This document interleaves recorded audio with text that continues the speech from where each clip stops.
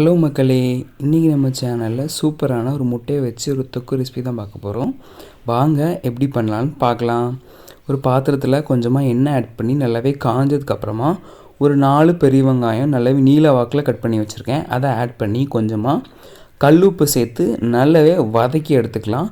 நல்லா வதங்கி வந்ததுக்கப்புறமா ஒரு 2 தக்காளியை நல்லாவே பொடியாக கட் பண்ணி வச்சுருக்கேன். அதையும் சேர்த்து வதக்கிக்கலாம்.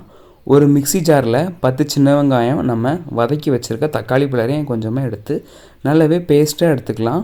இது இப்படி ஆட் பண்ணும்போது நல்லாவே கிரேவி திக்னஸ் கொடுக்கும். நல்லாவே ஆட் பண்ணிட்டு ஒரு 4 பச்சை மிளகா இந்த நீட்ட வாக்கில் கட் பண்ணி வச்சுருக்கேன். அதையும் ஆட் பண்ணிட்டு மிக்ஸி ஜாரை கழுவி தண்ணியை ஊற்றிடுங்க. ஊற்றிட்டு நல்லாவே கொதிக்க விட்டு தண்ணி சுண்டி வந்ததுக்கப்புறமா கொஞ்சம் வத்தப்பொடி, கொஞ்சம் கரம் மசாலா, கொஞ்சம் மஞ்சள் பொடி, இதுதான் இதுக்கு தேவையான மசாலா.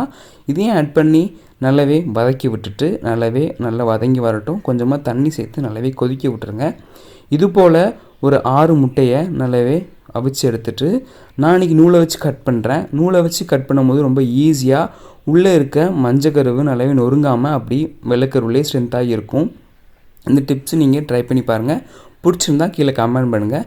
இது போல் நம்ம எல்லா முட்டையும் நல்லாவே நூலை வச்சு வெட்டி எடுத்துக்கலாம். ஒரு பேனில் கொஞ்சமாக ஆயில் ஆட் பண்ணிட்டு வத்தப்பொடி, மஞ்சப்பொடி, உப்பு ஆட் பண்ணிட்டு நம்ம நறுக்கி வச்சுருக்க முட்டையை நல்லாவே ஒரு வறுத்து எடுத்துக்கலாம். ஒரு கோல்டன் ப்ரௌன் கலரில். இந்த முட்டையை நீங்கள் இப்படி சாப்பிடும் போதே டேஸ்ட் அட்டகாசமாக இருக்கும். எல்லா முட்டையுமே திருப்பிட்டு ஒரு 2 நிமிஷம் இப்படி, ஒரு 2 நிமிஷம் அப்படி போட்டு கொஞ்சம் ஃப்ளேவர்காண்டி கொஞ்சம் கருவேப்பில் மல்லியில் போட்டால் ரொம்பவே அட்டகாசமாக இருக்கும்.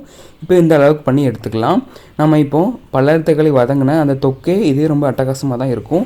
கொஞ்சமாக தண்ணி ஊற்றி நல்லாவே கொதிக்க விட்டுட்டு உங்களுக்கு எந்த அளவுக்கு திக்னஸ் தேவையோ அந்த அளவுக்கு ஆக்கிக்கோங்க.